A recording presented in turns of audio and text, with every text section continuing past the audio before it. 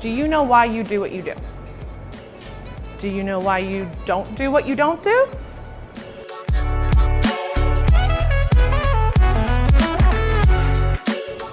Have you ever said you're going to do something but then you didn't do it? Have you ever had a life dream that you said you wanted but then you literally didn't put the work in to get there?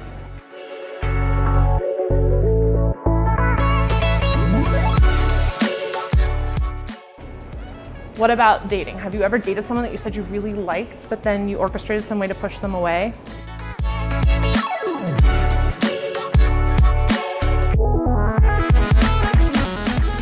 So why do we do it? Why do we shoot ourselves in the foot?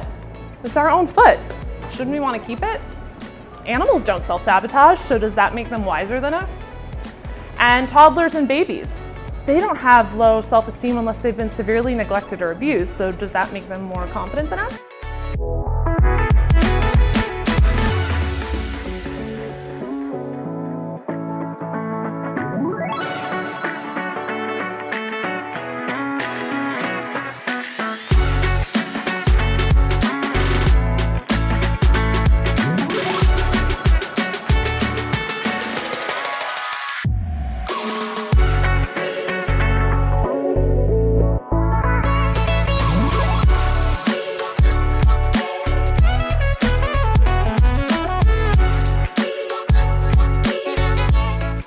Up until this point, everyone believed that the mind was something too arcane or unknowable, right, to grasp or define, but Dr. Lukens is the first person to disprove this. First thing you need to understand is that people don't always want what's best for them.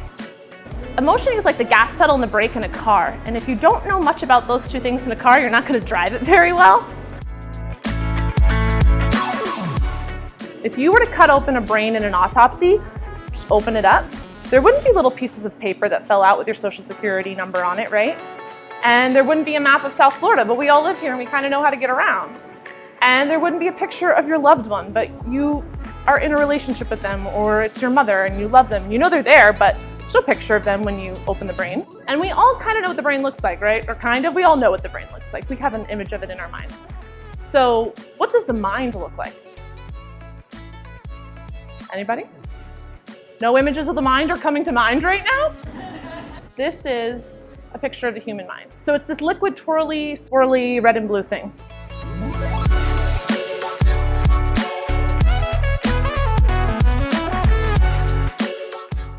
So why is this important? Why do we need to even distinguish the two? Well, studying neurochemicals and hormones doesn't give us a good idea of what's going on inside the human mind for a person. So I'll give you an example. I have two clients, they come to me for depression. One of them is a young man and the other is an older woman. And I just recently read research that suggests dopamine has been correlated to improvement in your well-being, happiness, and mental health. You get happy when you have lots of dopamine, and you can get dopamine from the sun. So I prescribe both of my clients to go to the beach that weekend. But the client, the older woman, has never revealed to me yet that when she was 16, she had a 2-year-old, and he drowned at the beach. And so I prescribed both of them to go to the beach for the weekend to help them with their depression. And the man sitting on the beach, yeah, he might actually be happy because he's got a dopamine boost from the sun. It does its thing in the brain area, right? Neurochemicals are there. We can measure that. But you can't tell me she's sitting there happy because she still hasn't processed the trauma of the loss of her child. In fact, she hasn't even shared it with me yet, her therapist. So she might even have the same amount or even more dopamine in her body, in her system, than he does, but that does not correlate to what's happening in her mind. She's not happy there, she's sad. And if I had known that, I obviously never would have sent her to the beach. This is the same argument for men who are aggressive and who say that, well, testosterone is why I'm more aggressive and more sexually inclined. And this is the same excuse for why men say that they are allowed to rape or that they get an excuse for it. But Dr. Lukens has a great quote. It's that testosterone is not a pardon or an excuse for emotional and moral ignorance. Essentially, testosterone doesn't dictate your conscience. So just because you might be more physiologically developed to be aggressive doesn't mean you don't know right from wrong.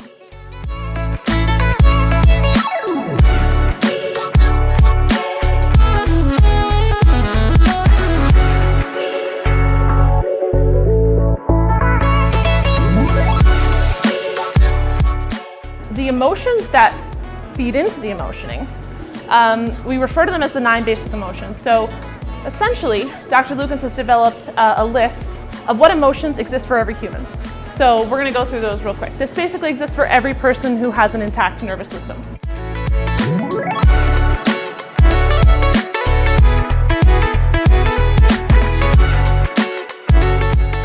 Anger, sadness, and disgust. And then there's interest, desire, and joy. These are the emotions that are built into us biologically. You guys probably didn't know that shame and guilt aren't emotions that are biologically inherent to us.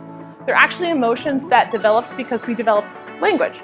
So think about a baby. You can see when it's scared, you can see when it's angry, you can see when it's sad, you can see when it's disgusted. Have you ever given a baby a lemon?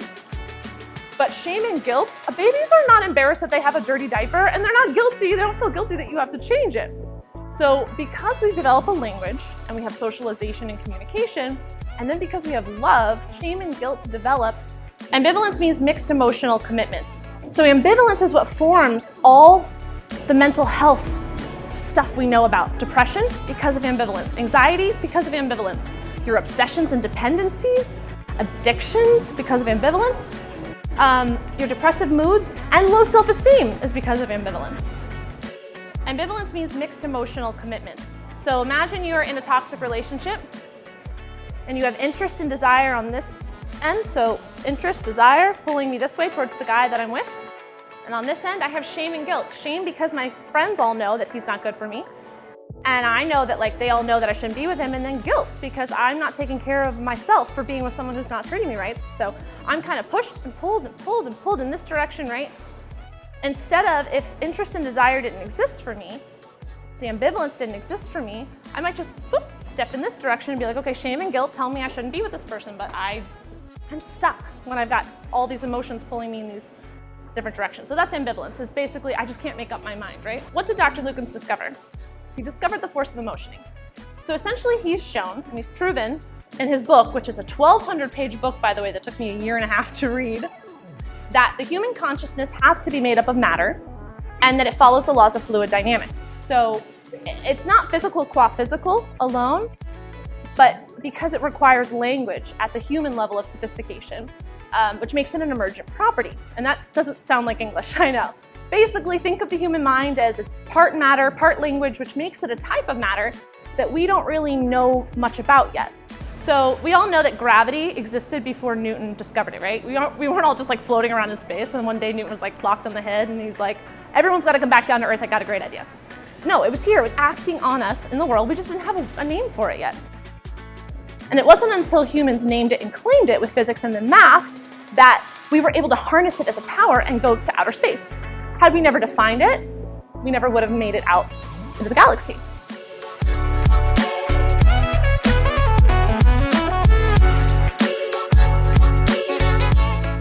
This is the formula for it. M equals meaning, what things mean to us. A equals action. And the F is a function. So basically, emotioning is just the interplay of what things mean and how we act because of what they mean. And then this determines our actions. So what we will ourselves to do, and this is the same will, and it's capitalized, as you'll see here. It's the same will that you know of from willpower. It's also the same will that's literally never in the room when there's chocolate around for some reason, at least for me. And so Dr. Lukens defines love as committed benevolent interest.